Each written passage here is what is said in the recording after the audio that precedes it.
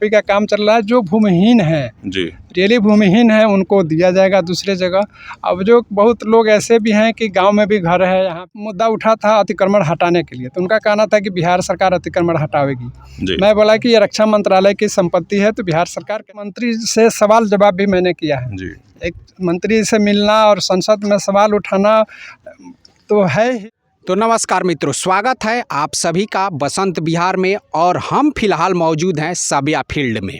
यहाँ पे आप लोग देख सकते हैं, आपकी नज़र जहाँ तक जाएगी ये सारे जो हैं ये सबिया फील्ड का ये ज़मीन है। और इस ज़मीन पे बहुत से लोग ऐसे भी हैं जो कब्जा कर चुके हैं। अब यहाँ के अधिकारियों की बातों को हम सुने तो करीब करीब 800 घर ऐसा है जो इस सबिया फील्ड की ज़मीन पे कब्जा कर रखा है। हालांकि इसको हवाई अड्डा बनाने की जो मांग है अब वो फ़िलहाल तेज़ होती जा रही है।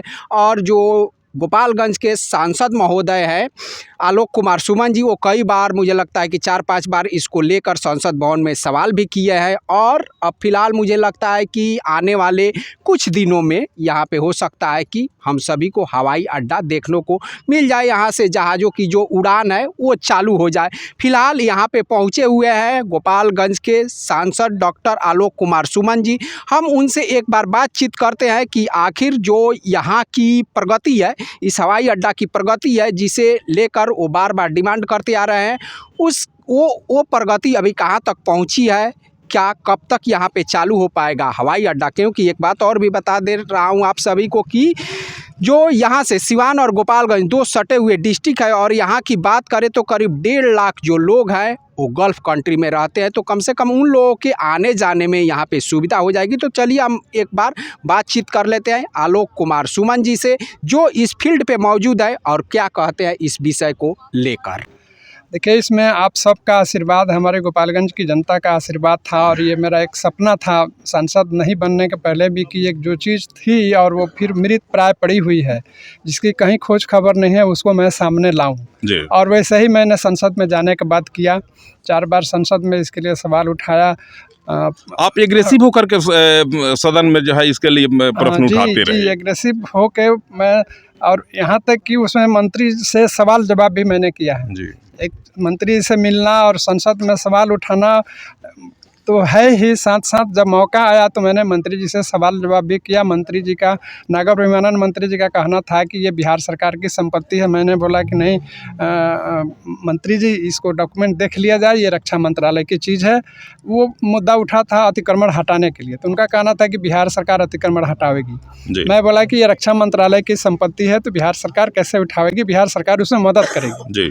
तो उसके बाद फिर रक्षा मंत्रालय एक्टिव हुआ और रक्षा मंत्रालय से मैं पुनः मिला, रक्षा सचिव से मिला। उन्होंने तो सीमांकन लगभग हो चुका है, सर्वे हो चुका है, अतिक्रमण हटाने की प्रक्रिया जारी है।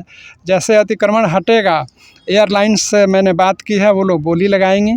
चूँकि इसके पहले भी 3 बार बोली लग चुकी है लेकिन इसकी स्थिति देखकर कोई भी एयरलाइंस तैयार नहीं हुआ। स्थापित हैं यहाँ, उनको पुनः पुनर्वास की उनकी सुविधा अब उनको दी जा रही है। हाँ, मापी ओपी का काम चल रहा है। हाँ, मापी का काम चल रहा है। जो भूमिहीन है जी, रियली भूमिहीन है उनको दिया जाएगा दूसरे जगह।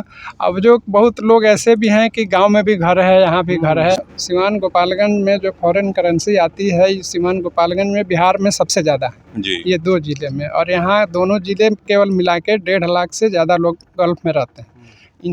इन सब लोगों को तो डायरेक्ट सुविधा मिलेगी। पहले ना ट्रेन थी गोपालगंज के लिए डायरेक्ट, ना कोई प्लेन थी। तो आप सब लोगों का शुभकामना और जनता का आशीर्वाद का फल है कि मैं। कुछ लोगों में नाराजगी भी है, लोग कह रहे हैं कि मेरा घर उजड़ रहा है, हम कहाँ जाएंगे, कहीं खुशी कहीं गम। नहीं, देखिए, कुछ अच्छा काम करने के लिए थोड़ा बहुत त्याग तो करना पड़ता है। त्याग करना तो थोड़ा हम सबको मिलकर उसका त्याग करना चाहिए। सबसे प्रयास किया गया था और लोकसभा में मुद्दे को बार बार उठाया गया जी। और हम लोग पे भी एक दबाव था, तो कोऑर्डिनेशन हम लोग किए रक्षा मंत्रालय से। रक्षा विभाग के जो अधिकारी वगैरह थे उनसे संपर्क करके कागजात वगैरह उपलब्ध करवाया गया है। और हम लोग एक जाँच टीम भी है जिसमें हम लोग संयुक्त रूप से 4 तारीख से ही उस पर काम कर रहे हैं। सीमांकन अब तो हो रहा है और उसमें हम लोग काफ़ी आगे बढ़ गए हैं। कब तक पूरा हो जाएगा सर? पूरा तो हम लोग प्रयास कर रहे हैं कि जितना जल्दी हो बड़ी जाए। मुस्कुरा रहे हैं, लगता है जल्दी चालू हो जाएगा। हम लोग का तो इसी में घर है जो कब्जा नहीं, किया? देखिए इसमें जो भूमिहीन है, जिनका कोई आश्रय नहीं है और यहाँ आके बसे हैं, तो उनको चिंतित होने की कोई आवश्यकता नहीं है। जी अगर एक्चुअल में भूमिहीन है तो उनको हम लोग पुनर्वास करा करके ही जी उनको घरों की विस्थापित संख्या करेंगे। कितनी तो उनको वैसा तो हम लोग एक मोटा-मोटी सर्वे करवाए थे, उसमें तो आइडेंटिफ़ाई करना पड़ेगा। हम लोग लिस्टिंग किए थे कि कितना घर बना हुआ है, अब उसमें जाँच चल रहा है कि कितने भूमिहीन हैं उसमें। अगर पास के गाँव के हैं या कहीं से हैं, उनका और भी जगह ज़मीन है, लेकिन यहाँ आकर के एक मतलब इंक्रोचर के रूप में बस गए हैं, तो उनको तो हम लोग हटाएँगे। बाकी जो भूमिहीन हैं, उनके लिए हम सर, लोग इस व्यवस्था फील्ड का करेंगे। टोटल क्षेत्रफल आपको कुछ अनुमान है? वो 700 एकड़ से अधिक का है, 700 700 एकड़ से अधिक जी, का जी, है, जी। और हम लोग के लिए सौभाग्य होगा अगर एयरपोर्ट के रूप में विकसित होता है तो। जी जिला पदाधिकारी महोदय और सांसद सर के प्रयास से ये काम प्रारंभ हुई है। उन लोगों के निर्देशन में हम लोग काम कर रहे हैं। जी बस इतना ही कहना था।